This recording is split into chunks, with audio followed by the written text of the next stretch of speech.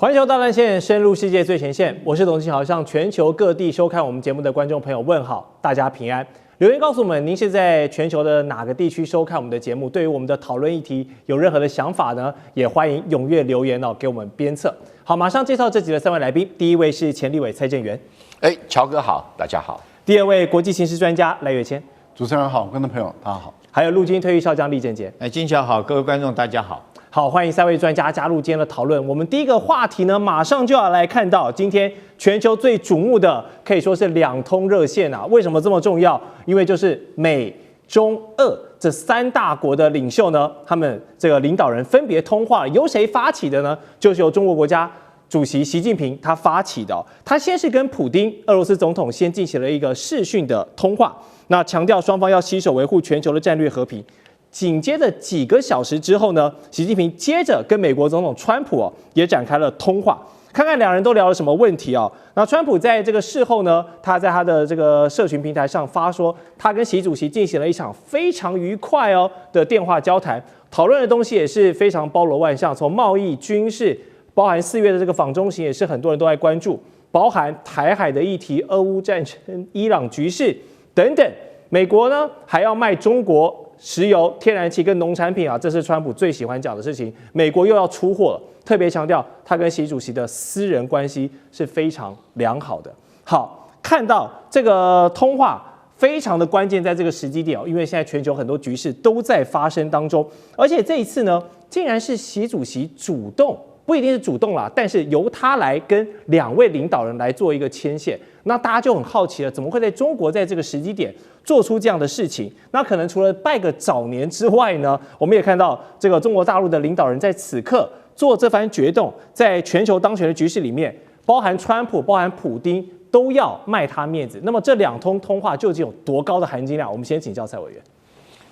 首先这个谈含金量言之过早，但是有重要事情要商量，这倒是确实的。那什么事情重要的到1天之内要跟普丁打完电话，接着跟川普通电话，这个当然是事先安排好的，所以抓住2边都有空的时间，习近平也有空的时间来跟他们这个视讯通话。对，这当然旁边会有很多的外交部长什么都在旁边来配合跟陪同。那这个电话里面，我其实看来看去，这些对中国都没什么重要性啊。那习近平急着跟他通什么电话？唯一跟中国有关系只有台湾的军售问题。对，台湾军售。所以你说美国要推销石油、天然气给中国，需要习近平打电话给他吗？不需要。你说美国要跟中国谈贸易，这个习近平要打给他吗？也不需要，都是川普在东搞西搞嘛。那你说有什么军事了不起的？所以俄乌战争跟中国更没有关系啊。伊朗局势，难道伊朗有什么事情要透过中国传达给美国吗？这个就不清楚了。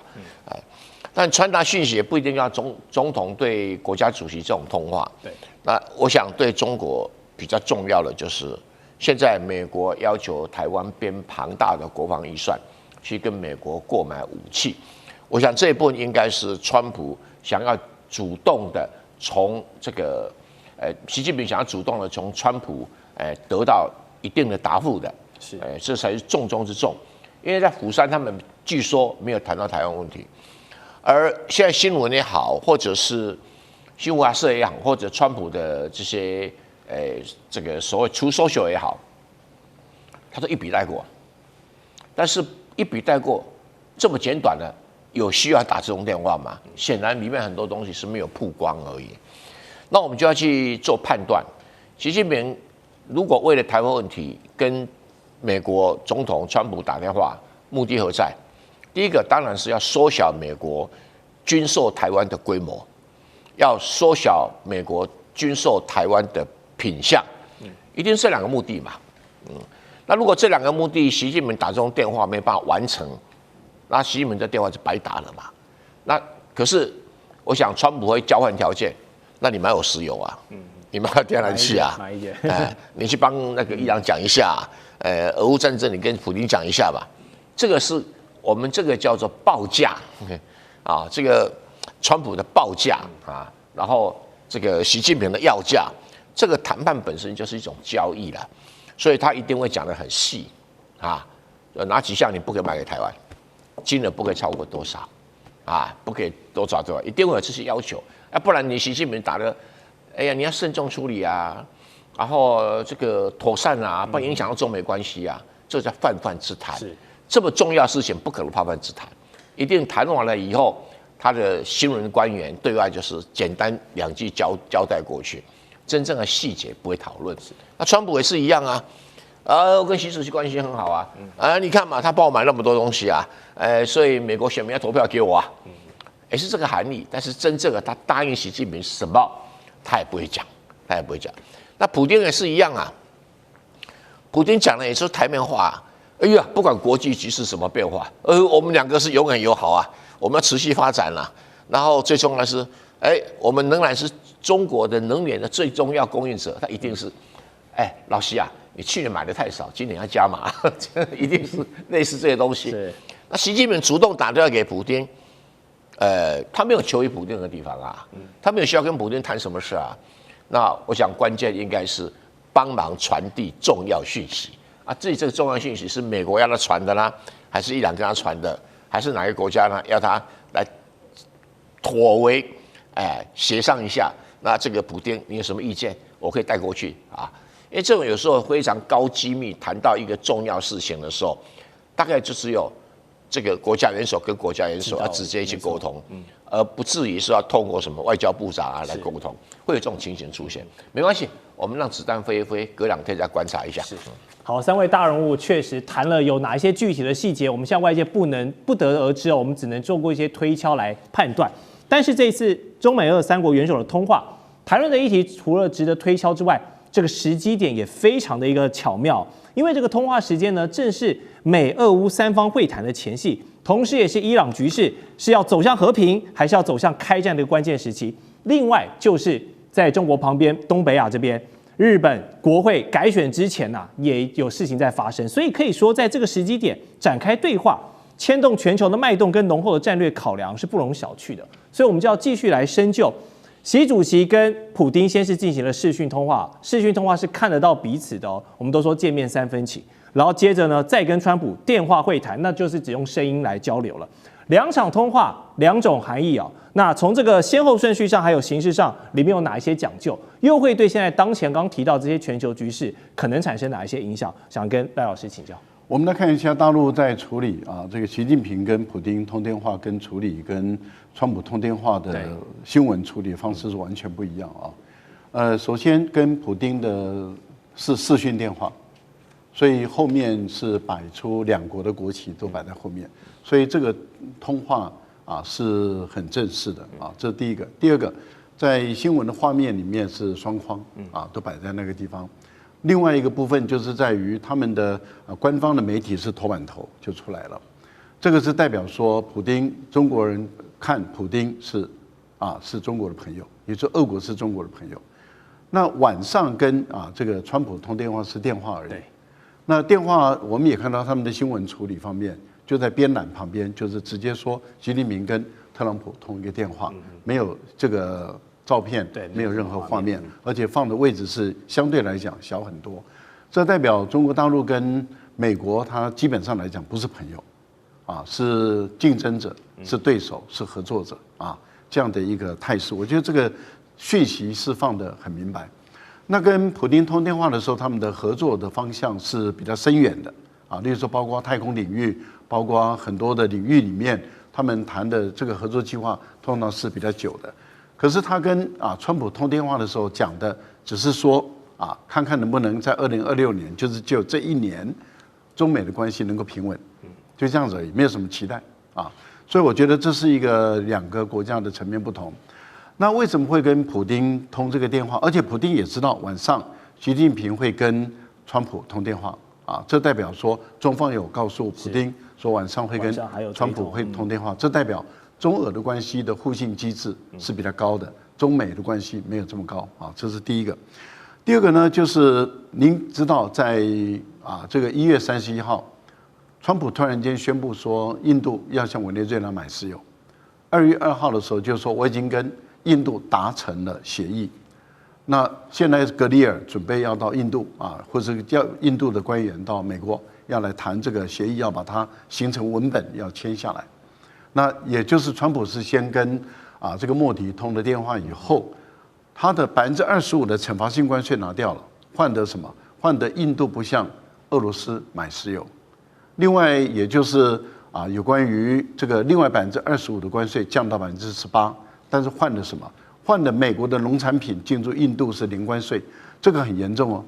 这个对印度，所以你看印度现在焦虑啊，他们现在在野党要求莫迪，你把话说清楚讲明白，你把文本拿出来给我们看，因为如果美国的乳酪、美国的这些农产品进入印度的话，印度的农民会死一片，根本毫无竞争力。而印度的农民跟我们不太一样哦，我们的农民数大概就占9%不到嘛。印度的农民是40以上到50，甚至到60哦，它的占比非常高，所以这个对印度的农业来讲会造成很大的冲击。另外，川普有说印度要向美国买5000亿美元的商品，5000亿美元，美国跟印度的一年的贸易额也不过就是1200多亿美元。是，印度向美国出口的是870亿美元，印度从美国进口的是400多亿美元。那你这个400多亿美元，你要发展到10几倍，2年内要做到，顶多3年。那这个印度这个钱哪里找出来？所以等于是你的很多的石油的采购变成要向美国来采购，这个是一个大事。可是对于俄罗斯来说，一旦少了这个能源，印度的这个缺口怎么办？中国大陆可以补，因为这个对于俄乌战争的持续性。跟俄国的经济跟它的未来的能力这个部分里面，我觉得普丁需要中国大陆帮忙。所以普丁的谈话6点中有2点，第一个谈到说我们去年中俄的贸易额有下降，但是还维持一个2000亿美元的水准。但是他在最后一点的时候，他就提到了说，我们俄罗斯是中国能源的最大供应国，所以他还是希望由中国大陆可不可以帮我填补印度的这一块。那我个人是认为，印度现在一直不说他有没有买石油，可是问题就在于没有买石油，川普怎么可能25%不用了？不可能的事情，这个一定会签协议的没有签协议，这些都还不做算。另外，中东的问题，您提到为什么会跟川普打这个电话？川普的林肯号航母已经进入战备状态了，对，它的识别讯号是关掉的。为什么伊朗的无人机可以找得到？大海茫茫，你要找到一个300多米长的这个航母，不是容易的事啊！你的定位、你的卫星、你的追踪器是怎么来的？所以我个人认为，要不就是俄国供应，要不就是中国大陆供应，不然的话不可能够这么精准的无人机直接飞到你这边来。那这个时候发生的事情是发生在2月2号的中午的时候，它是600公里远。距离伊朗的南部，结果2月3号，伊朗公布美国的林肯号航母退到1000到1200公里。那现在美国的军方没有证实说美国的航母已经退到1000到1200，他没有证实，但是也没有否认。但是伊朗把他的公布出来。那如果这个讯号是中国大陆，这个情报是中国大陆供应的话，对于美国要处理伊朗的问题，那他就必须要想更多了。所以他没有中国大陆的协助，他如何能够妥善的跟伊朗进行和谈判？是。好，赖老师刚刚提到这个林肯号的位置曝光这件事情，我们待会还会有深度的讨论。还有另外一个观察指标，要先继续看到是川习这2人通完话之后的各自表述。川普总统大家都知道他的个性，所以他把这次的重点放在了中国大陆承诺要增加向美国采购大豆提高到2000万吨，还承诺会买美国的石油、天然气、飞机引擎等等，反正就是美国我们有大出货、大胜利那一套论述。那中国方面呢，他只要求一个东西，就是特别强调台湾议题，要求美国要在对台军售案上面务必要慎重处理。所以种种的铺路可以看到，4月份川普去访问北京的时候呢，这个访中行程，台湾势必会成为一个焦点，或者是大国之间的谈判筹码嘛？将军怎么解读这一次？其实这次习近平在跟这个川普通电话之前，他跟普京通电话，我觉得这东西就有绩效在里面哈。可见的，习近平先跟这个普京打个招呼，说我今天晚上要跟川普讨论一些事情，然后让普京能够了解，以免说是普京有错误的解读。我觉得这是第一个。第二个来讲的话，当然最近这个国际纷争很多啦，包括到这个俄乌也正要这个和谈的谈判啊，包括到伊朗这个美伊有没有可能开战。当然，我们都认为是以这个为主，但是没想到台湾问题这个时候也被提出来讨论这代表说台湾问题在习近平跟川普眼中是非常的一个重要的一个框架议题。那台湾在全世界三强，也就是美中俄三强的博弈之下我们很难说是避身事外，这是必然事情。那我们从这个中美双方所谈的条件里面，我们看到这个川普讲的中国会跟他买天然气，也会跟他买黄豆这些农产品，那是不是代表说是这个我们讲比较那一点，是不是说我中国答应给你买这些东西，那你这个军售的部分是不是就不要再卖给台湾了？这我们合理来推算，是不是有这个意涵在这里面所以我们台湾自己本身要留意的一件事情。这个明年这个川普跟习近平今年可能会见4次的面，包括到这个4月份川普去访中然后 APEC 会议可能两个还会再见一面，G20还会再见一次面，之后是不是习近平应邀到美国去访问可能还会再见4次面。这4次面，我们台湾必须要担心的，会不会有我们所说的第4公报会出现？对于美国对台的军售部分来讲的话，我觉得这是我们台湾要留意的一件事情。是，好，稍后回来我们会继续展开美中俄领袖的对话。2月份真的是非常关键的这通电话，可能会牵动伊朗、还有俄乌以及东亚的局势。待会我们向3位专家继续要讨论更多专业的分析，马上回来。地缘政治、美中之争、战略价值、强权崛起。小国生存，现在与未来洞悉事件走向，掌握世界脉动，全球观点尽在环球大战线。好，回到环球大战线的节目现场，我们延续刚才川普跟习近平这一场非常重要的通话，我们延续更多的议题。这次两人呢进行了一场长时间并且是深入的通话。那内容谈了什么？不止贸易，不止军事，包括台湾议题、俄乌战争，还有伊朗局势，全部都展开对话。而且在跟川普热线之前，习近平是先跟俄罗斯总统普丁视讯通话，等于1天之内呢，跟美俄的领袖展开意见交换，这是一个蛮罕见的情况，不太常见。而且就在这个节骨眼上呢，我们看到这个南华早报指出呢，中国海洋的科考船叫做大洋1号，它现在现身在阿拉伯海。甚至呢，逼近美军林肯号航母的活动海域了。大家都说林肯号不是已经把识别器关了吗？怎么大家都找得到它呢？这就很奇妙了。然后网络上呢，又突然出现了什么东西？大量的中国高解析度了。我们看这张图，大量的这个军用的卫星影像，而且里头清楚标示了几个关键的要素，包含林肯号的活动范围位置啦，还有这个美军 F-15E 部署的状况，甚至是爱国者飞弹的阵地等等都搭配了简体中文来做这个叙述。那么军事专家就怀疑了，中国是不是在向伊朗来提供一些美军的动态情报呢？因为类似的手法在之前的印巴战争其实也有出现过。想先请教委员，怎么看这一次川习通话？先谈到伊朗议题，接着又有这类的军事影像曝光，这是不是算是中国大陆对伊朗的一种非直接但是间接的一种军事帮助？中国有没有对伊朗提供什么协助？目前看不出来，如果有都还看不到。这个网络上出现了自称高解析度的军用卫星这个解析度不高，所以不可能是中国大陆提供的军用卫星的影像。中国大陆没有这么拉惨了，一定更精密很多了啦第二个，中国大陆会提供军用卫星影像给伊朗，也不会公开，这很简单的道理。这是个商用卫星，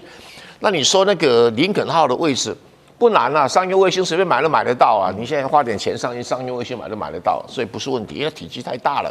爱国飞弹基地也基本上都很大的东西是，但真正这个军用卫星要的是那种很精准的打击的那种坐标线比这个精准太多了所以这显然就是一般的网络上到那个商用卫星网站里面去 copy 下来的而已了那这个伊朗这个。即使是如此，能够有多大的力量去对抗美军？坦白讲，没有。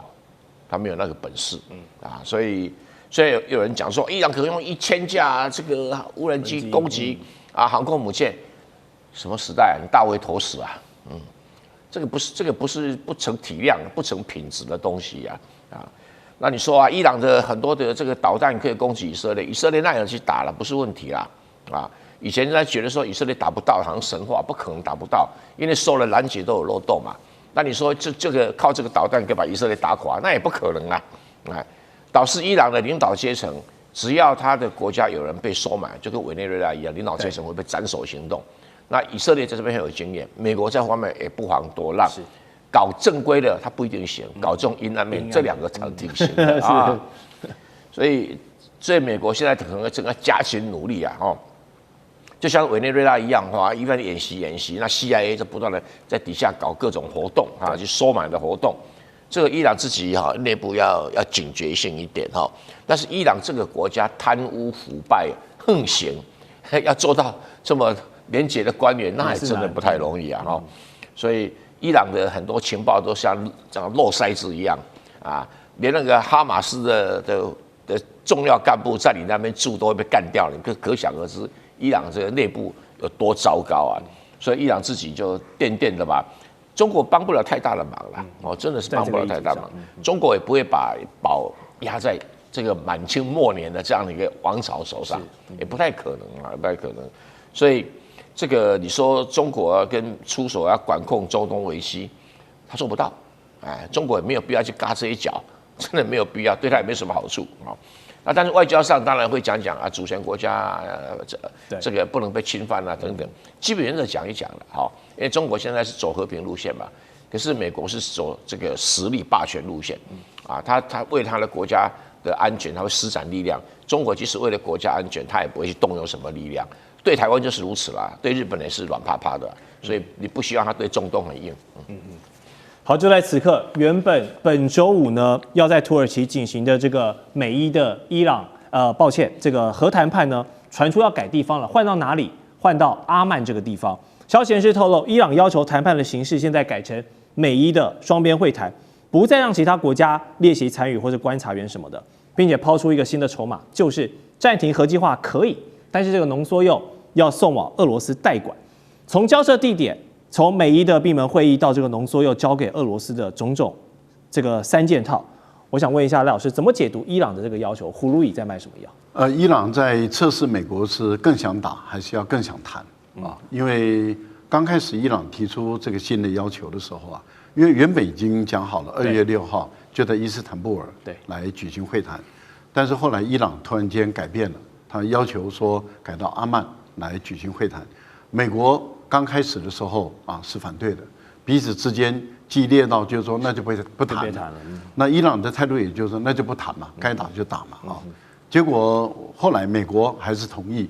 伊朗说好，那我们就2月6号改在阿曼谈。这代表什么？代表美国川普是更想打，更想谈的，没有更想打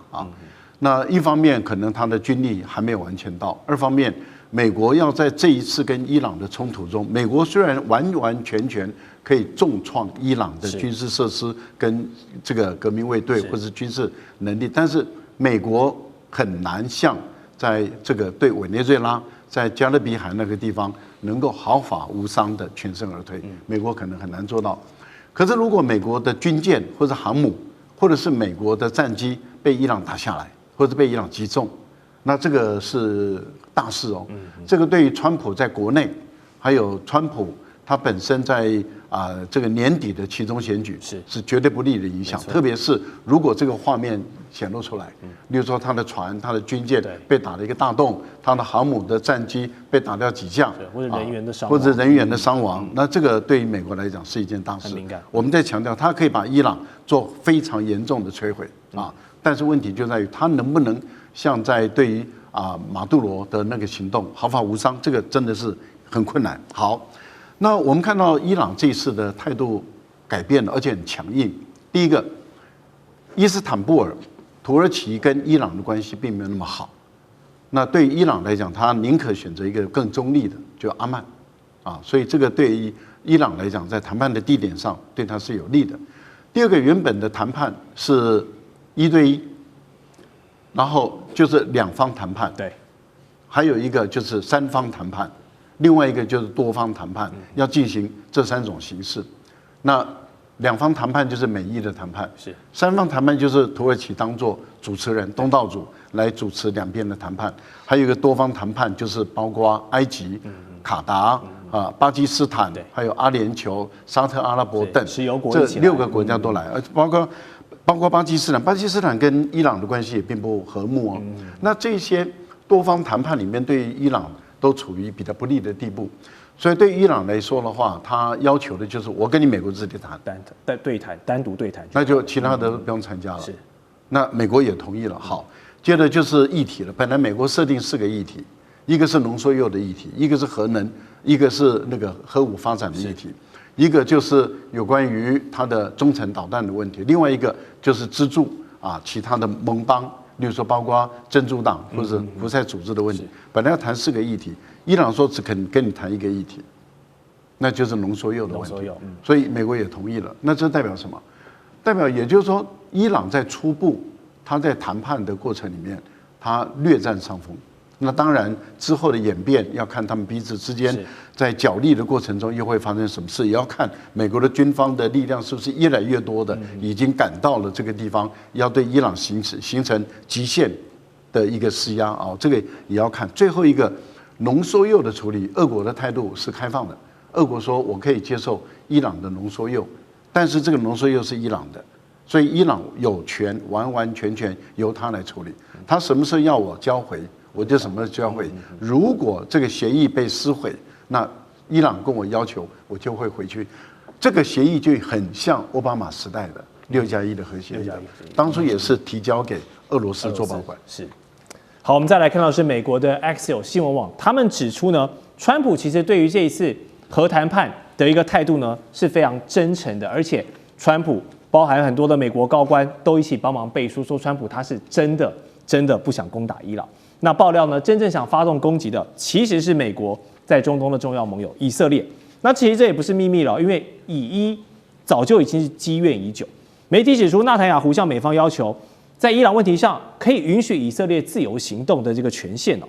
那如果从军事角度来看，现在美伊开战的几率是不是正在下降？那如果激不起美国这位大哥来率先出手来出头的话，以色列又按耐不住的话，那选择先行攻击伊朗，在没有美军帮忙介入的情况下，他们能够挡住伊朗这一些密集的导弹、无人机的饱和攻击吗？还是摩萨德真的这么神通广大？之前的这个 BB 扣发动的进攻，我们都看到，还是可以把这个摩萨德已经渗透到打击伊朗这个高价值目标都已经安排好了。将军怎么看？我们经常讲一句话哈，这个你在战场上面得不到的，你也不要想在谈判桌上面得到。是。那为什么伊朗这次谈判一开始的时候，他原来说要改到这个阿曼去，美国原来不同意的，最后美国会同意？我觉得那当然在战场上面有这个美国已经先输了一筹这个从昨天我们看到这个伊朗的见证者139的这种无人机对着林肯号的航母飞过去，那当然最后是被林肯号航母起飞的 F-35战机将它击落。可是这后面代表的意义是不是这个伊朗已经很明确的知道你林肯号的位置？我这次是用无人机过去，那我下次如果真的开战，我就可以用导弹过去了。所以美国是不是忌惮于说是伊朗已经侦测到，也可以掌握到它的战舰的位置所以它必须在谈判方面必须要让步。当然这一局来讲的话，我觉得最明显，以色列来讲就是希望把美国拖下水，来打这场仗因为伊朗其实对美国的威胁不大毕竟隔那么远的国家，但是它的威胁最大的是以色列从2件事情看得出来。去年6月份的时候，以伊的互相的这种空袭的作战，我们就看到，虽然说伊朗本身也被打得遍体鳞伤了可是它毕竟怎么样，它对以色列也造成相当大的伤害，尤其是说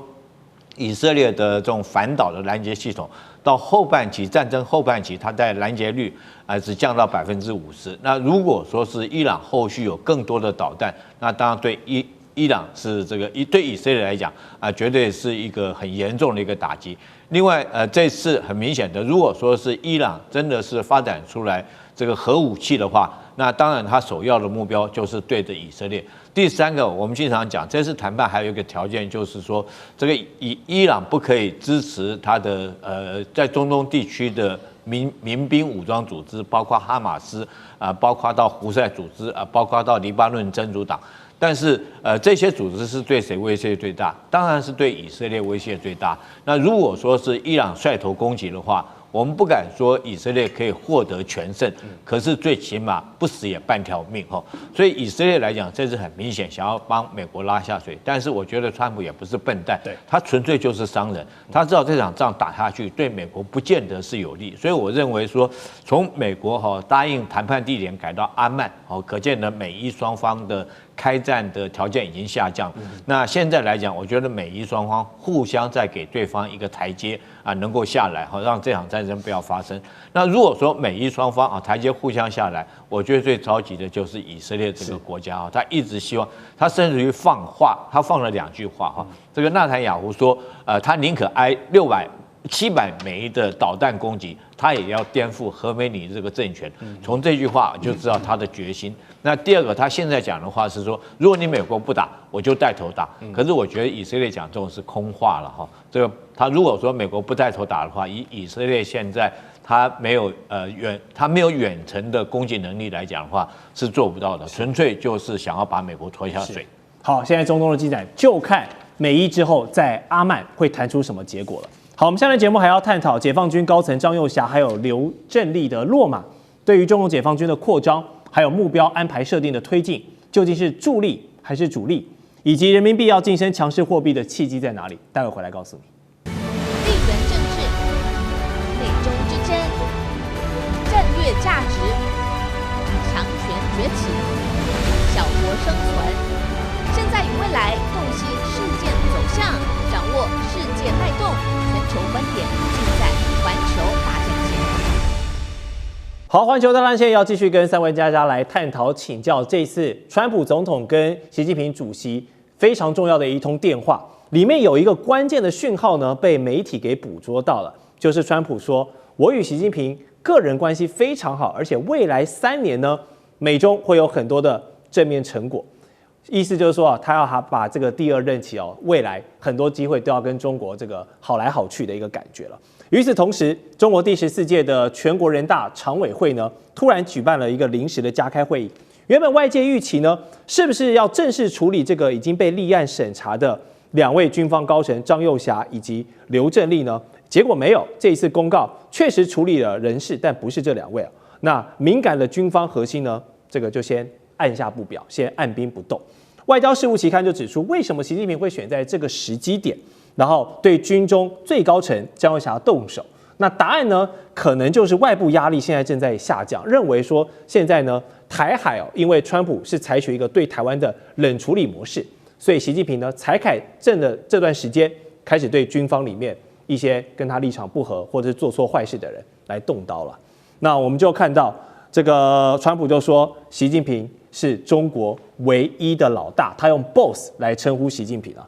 那这个肃清军中的核心，是不是真的跟美国的总统的态度有关吗？还是说这个时机点就是中国来处理军中高层一个最好的一个时机点？这一次的人大常委会不处理刘张2人的考量背后有哪一些可以观察的指标？我们先请教委员。这些媒体有时候都乱讲好像美国跟台湾军队有多了不起对中国大陆有威胁，所以就美国这个不介入的时候，台湾这个不敢动手的时候，赶快趁习近平才敢去调整他的解放军的人事，根本就是鬼扯嘛！这地方是鬼扯。台湾有什么本事？说难听一点，你美国在西太平洋有什么本事？谅你也不敢怎么样子。当然，解放军这个内部的一些人事上的不稳定不是好事对正面的来讲，就是说习近平看到有问题，立刻推完整治，这是正面的。但是负面的是说，怎么这么久了，建军这么久了，都还有这种问题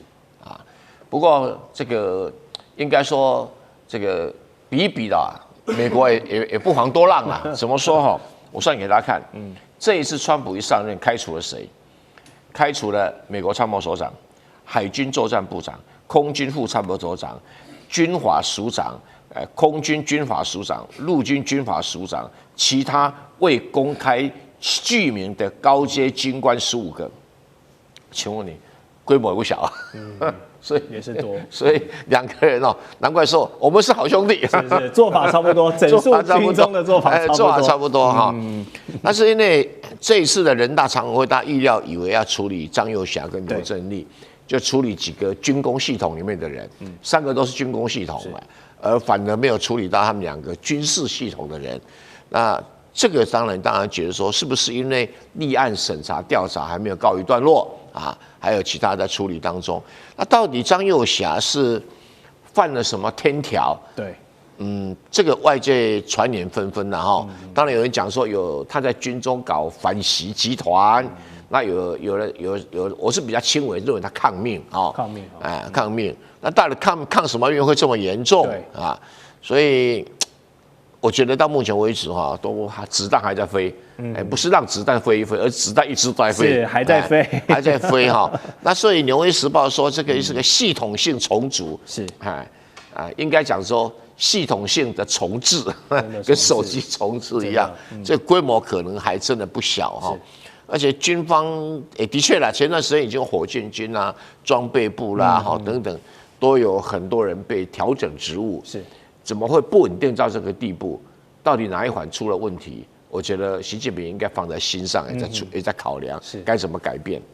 我们就延伸《纽约时报》讲到，这不是权力斗争了，而是已经是系统性重组了。因为3年前，中共的军方大概有30名的上将、中将掌握着火箭军装备发展部，还有战略支援部。3年后，只剩下7个人在第一线啊，这个已经被刷掉一堆人了。这样的大刷洗、大肃清。很多人说这是刮骨疗伤哦，很痛，但是是必要的。但真的是如此吗？也有人认为呢，这会造成权力真空跟这个军心涣散，那会推迟解放军原本计划要执行的目标跟推进时程，都会因为军中的这些高层不断的被整治换人又落马，这样子一直不断的等于是纠结在里面。想问一下李将军，从军业的专事角度来看，你认为这次这个肃清啊，还是说这几年的肃清来讲好了，对于中共解放军的战力究竟是被削弱，还是一个排毒成功的状况？我们这一次这个你看，有30个，才3年的时间，有30个中上将被清洗掉，只剩7个人，大概80%都被清洗掉。真的，可见得这次军委这个7个军委来讲的话，已经被这个清洗掉5个，只剩下习近平跟另外1位而已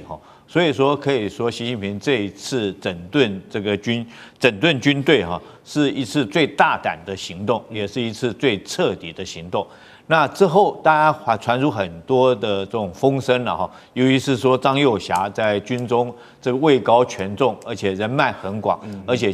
这个深得军心那这次张又侠落马，当然会引起很多的谣言啦，甚至于说是军心动荡不安或者是说派系的互斗或者甚至于更严重的，有时候会不会发生政变？这个大陆来讲，元老级的这些政治人物拱张又侠出来要斗倒习近平等等，这些谣言都传出来。但是我认为这次已经平息下来，习近平已经稳定下来了。这是谁认证的呢？是川普认证的，因为川普说。习近平是中国唯一的老大，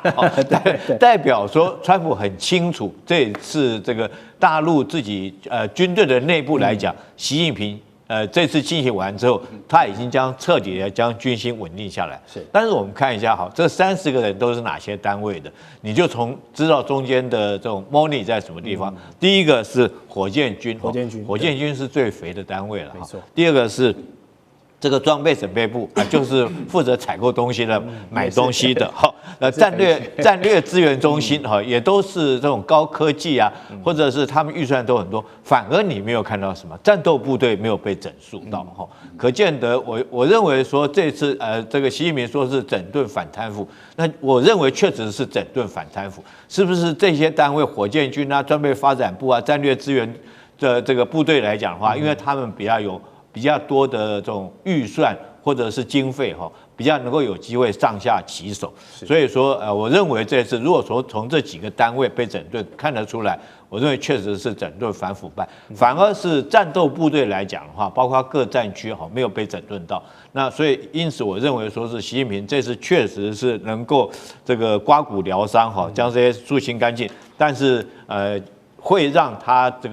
这个权力对军队的指挥权力链会更集中，因为作战不是光讲一个人作战了，他是讲一个集团啊。譬如说是你的参谋指挥中心是不是都健全？那如果说有参谋指挥中心来讲的话，那当然就可以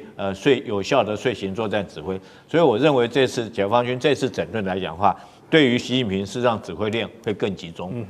好，张耀霞等人的落马呢，真的是各种传闻满天飞啊！当然当中绝大多数都是没有得到证实的，都是被特定的平台、特定的媒体反复放大、刻意在渲染。毕竟解放军内部我们都知道是一个非常封闭的生态里面的事情可能只有他们自己人知道真相。但是现在一有这个比较军中高层出头，然后各种谣言四起，感觉有人就在背后等待这个机会。那究竟这个说法是空穴来风，还是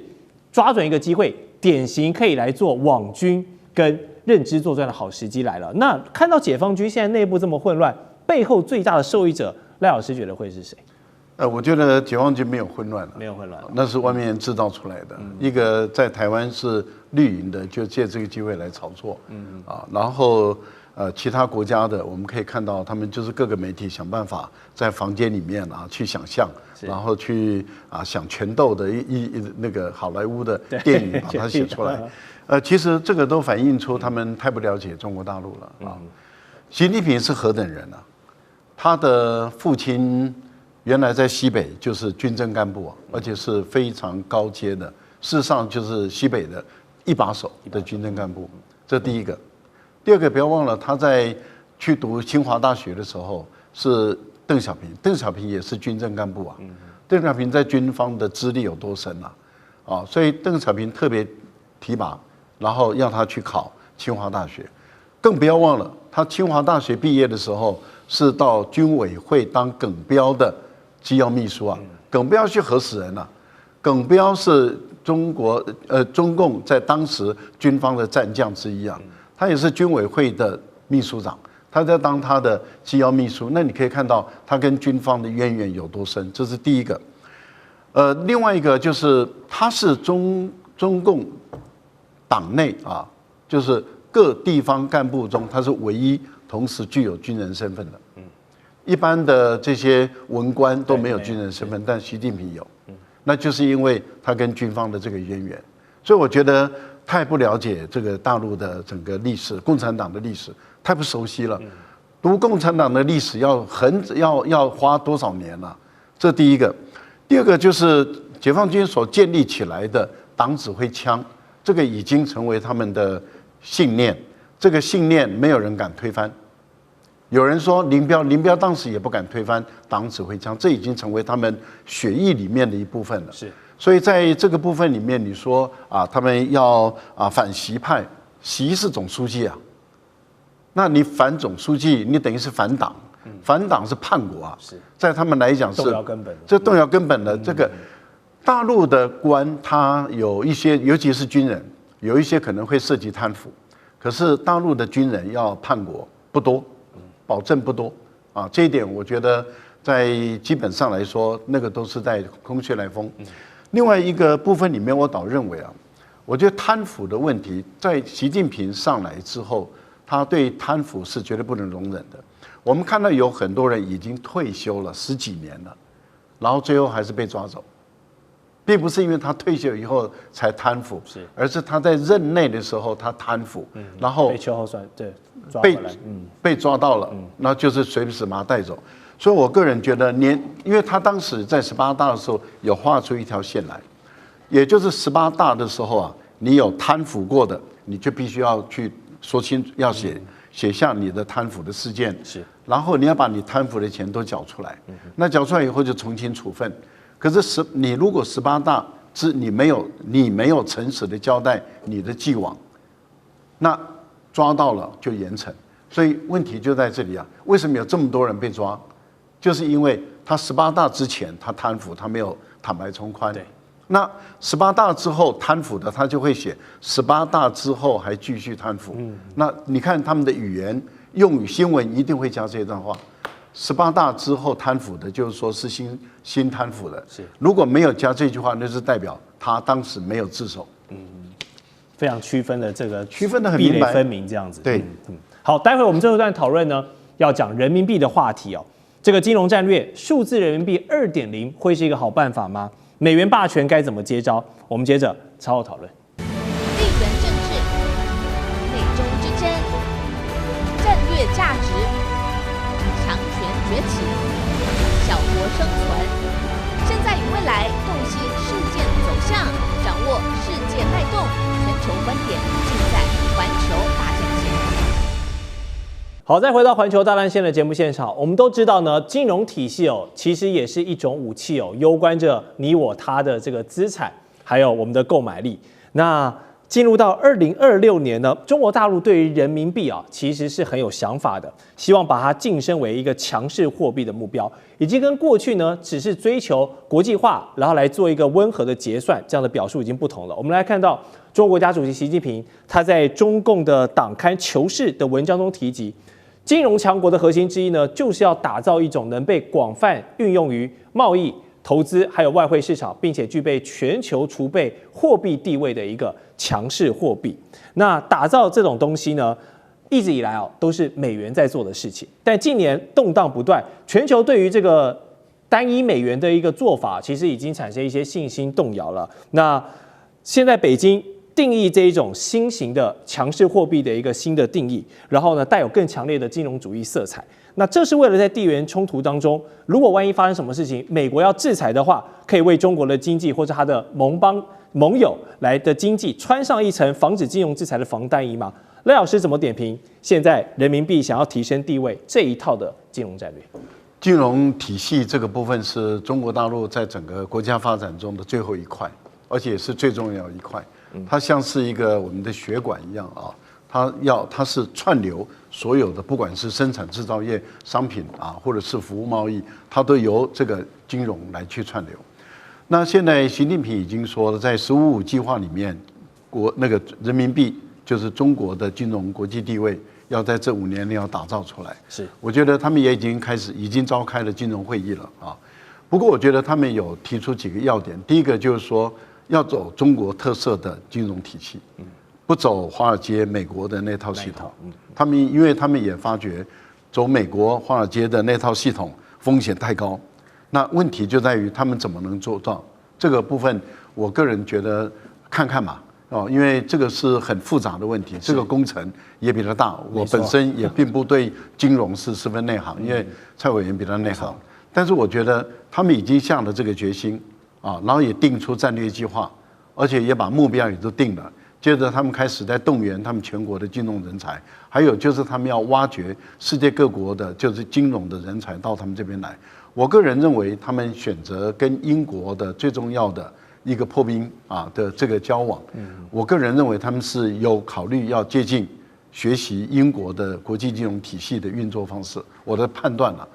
那当然。我觉得本来你要成为国际的金融体系的一个强者，你要先当学生，当好学生才能当老师嘛。对，所以我觉得学习、发展、探索、摸索，找到自己的路，是他们现在在走的。是，好，中国大陆现在对整个打造新的金融战略非常有想法。不过，美元霸权已经行之有年了，不是短时间那么容易可以被动摇的。我们来看一个数据，就是川普第2任期的政策虽然带来了众多的不确定性，美债大家也不喜欢了，但是根据全球金融讯息服务机构，也就是 SWIFT 这个体系的数据显示呢，美元在国际交易中它的霸主地位还是稳妥妥的。去年12月升至50.5%，比前一个月的11月46.8%又提高了，成为该组织调整交易数据收集的方式以来呢，美元占比一个最高的时刻跟水位。此后美元第一，此后才是欧元、英镑、日元、加币，然后才到人民币，所以人民币目前是排在第6位的。那因此呢，中国大陆为了要端出一个杀招，就是数字人民币2.0。这个东西好在哪里呢？它就是利用这个多边央行的数位货币桥，我们叫 mBridge，它这个系统呢可以绕过传统的 SWIFT， 不走这一套，还可以给你的数字人民币里面的这个钱包余额付利息哦，虽然只有少少的0.05%，但是这个从零到有的突破呢，有人视为是一种质变，因为是挑战传统货币与稳定币的边界。那种种的做法，我感觉是好处多多，但是委员是金融专业，你觉得这套做法短时间内行得通吗？其实没有关系啊，没有关系。你那个 mBridge 只是人民银行用来取代印现钞而已啊，所以以后现钞用了本来就越来越少了 ，mBridge 就可以取代现钞，而这个跟所谓金融强国没有关系。我在呼吁中国大陆要建立金融强国，已经忽略快2-3年了，那也没有看过这个他们把它摆到15里面计划啊。那最近突然间，习近平在《求是周刊》里面丢出个金融强国，我当然喜形于色，说大陆终于做到这一块，因为你这一块做不好，你什么科技强国、制造业强国，都只是肉包子打狗，很容易被揍扁的哈，这是一个很现实问题。但是，他讲的内容可能跟金融强国又不太一致，很可能他幕僚在写这个稿子的本身哦，他不是专业的人来帮他写的哈。那为什么呢？我跟大家解释哈。中国大陆现在的，你不要讲什么货币外汇啊，货币外汇你再讲再多都没用，为什么？它是寄生在银行里面的，没有银行这个东西是不存在的。是，好，你要注意到，有银行才有这些东西，没有银行就没这个东西。那中国大陆哈的银行，你要注意到个特征哦，这个美国的银行在全世界198个国家里面，160个国家有美国银行，只有不到40个国家有中国的银行。这第一个。